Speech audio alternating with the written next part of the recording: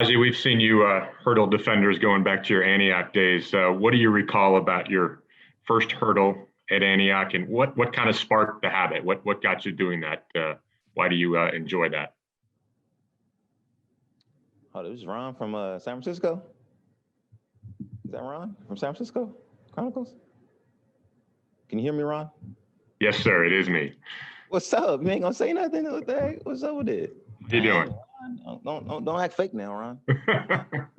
I mean, it's cool. I mean, I don't really remember the first hurdle really, but I mean, it was just a way. So I got tired of getting chopped in the legs, man, and the ankles. It hurts. So I mean, I guess I just start hurdling. I don't really remember the first hurdle though.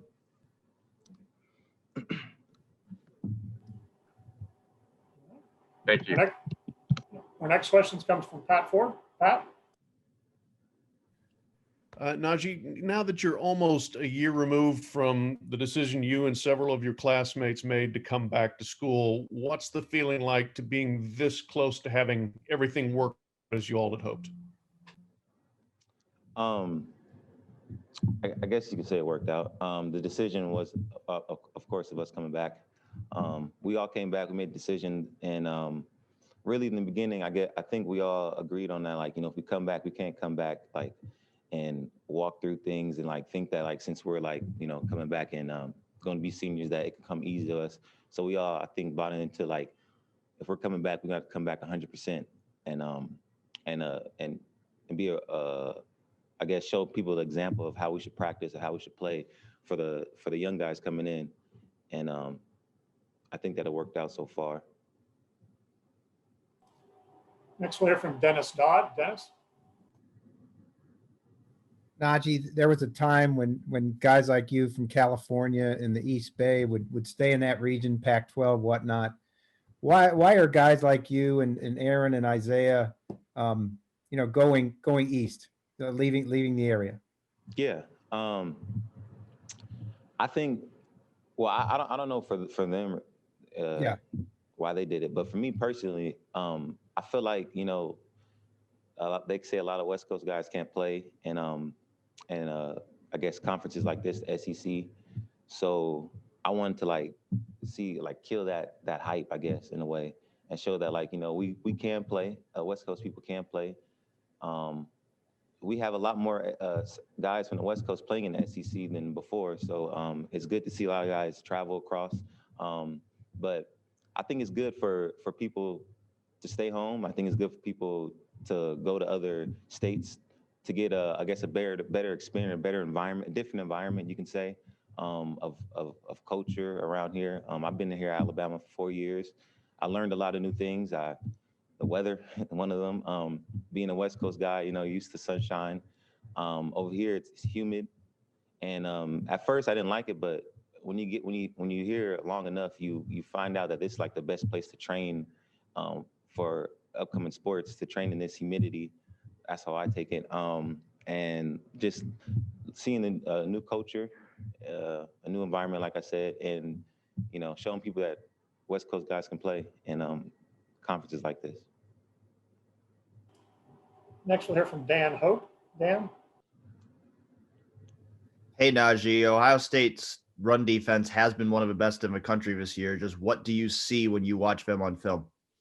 They got a good defensive line, a really good defensive line. The front four, let me see, 11. Yeah, the front four is all really good. And of course, Barron up there at the linebacker position and the other guys, all of them are good.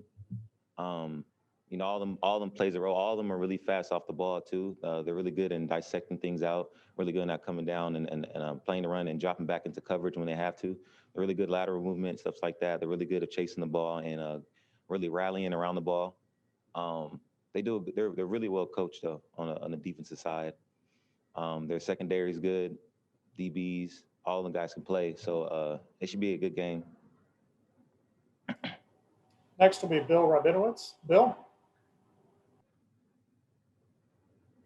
Yes, that was actually my question.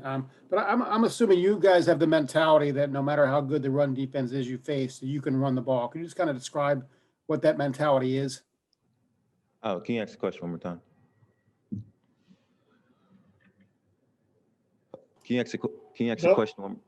Bill, can you ask that? Yes, can you hear me now? Yeah. Okay. As much respect as you have for Ohio State's run defense, I'm assuming that you guys feel like you can run on anybody. What gives you that confidence? And you got to describe just how well your offensive line is playing? Yeah. I think our offensive line is playing really well. Really, we have a game plan to set from our coaches, and we follow that game plan. I feel like, we have weapons everywhere. So, I guess you can say that we can run the ball, but that's not really what our focus is. Our focus is what is really balanced, I guess you can say. So, they have a really good run defense, so it's not going to be easy. They have a really good pass defense, so it's not going to be easy. So we just try to balance it as much as we can, and try to look for weaknesses. Michael Casagrande?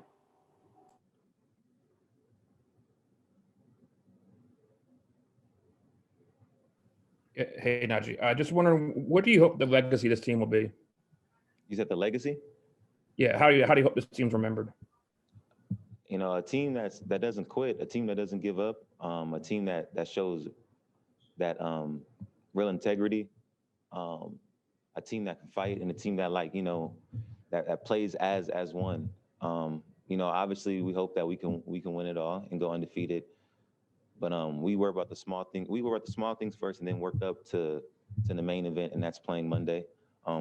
Right now we're just worrying about practicing, getting to the game on Monday, and then from there we can just, like I said, we hope to be victorious and be another undefeated team. But like I said, we just worry about the small things first to build up to Monday, and then hopefully Monday's outcome will be victorious. Next will be Ben Hall. Ben?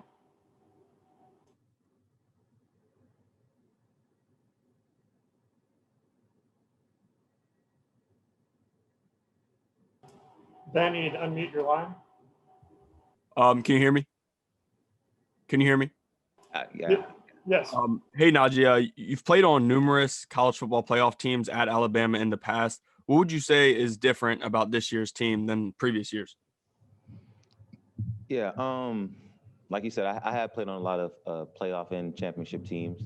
I think what separates this team really is really all the distractions that we had outside the program, of course, with the coronavirus and social injustice that's happening, and not being able to play or not, and we all just came together really and grinded it out throughout the summer, throughout the year, not knowing if we'll play or not, having a game postponed, having a game canceled. You look out in the football world, some conference not be able to play. You wonder if if we're going to be like that. So really us bonding together more and more as a team, and knowing that that every game we're going to get the best of everybody, and that we have to just really play to our standard, the Alabama standard. And I learned personally of when I was a freshman and I was on the teams, I wanted to play a lot.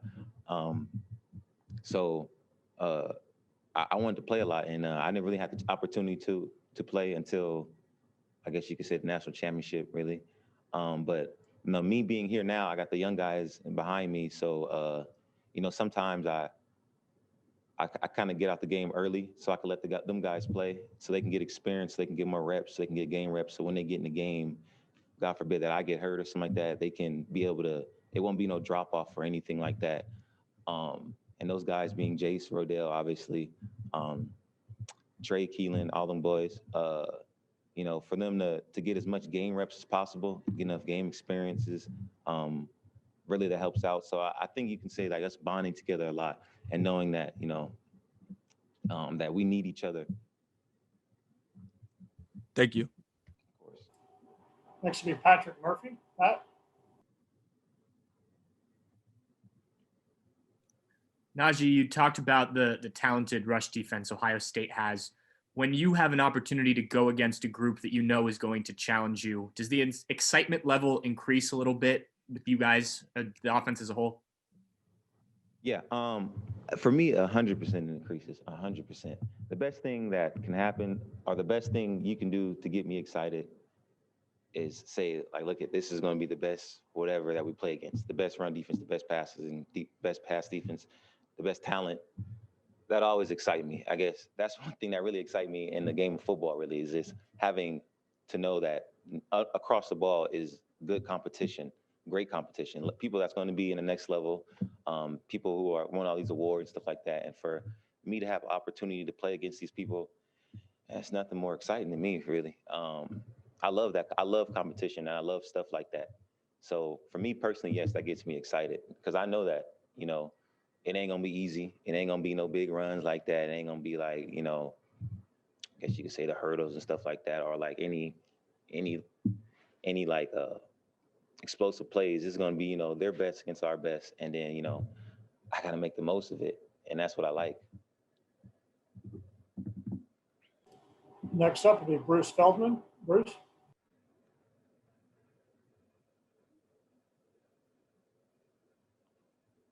Sorry. This past offseason, Alabama had a big change in philosophy in the strength and conditioning program, and obviously some staff changes there.